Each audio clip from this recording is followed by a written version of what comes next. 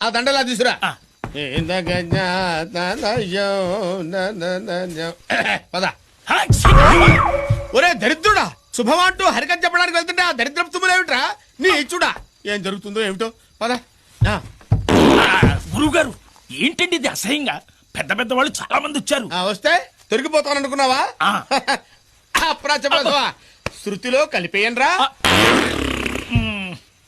మహాజన్లారా, కథాకాలక్షేపానికి ముందు 2-3 త్యాగరాయ కృతులు వదులుతా. ఒకటి సరిపోతుందేమో.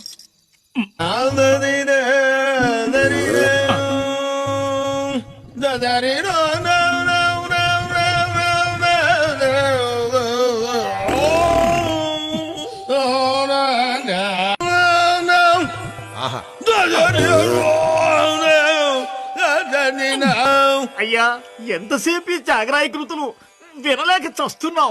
అసలు కథలోకి వెళ్ళండి.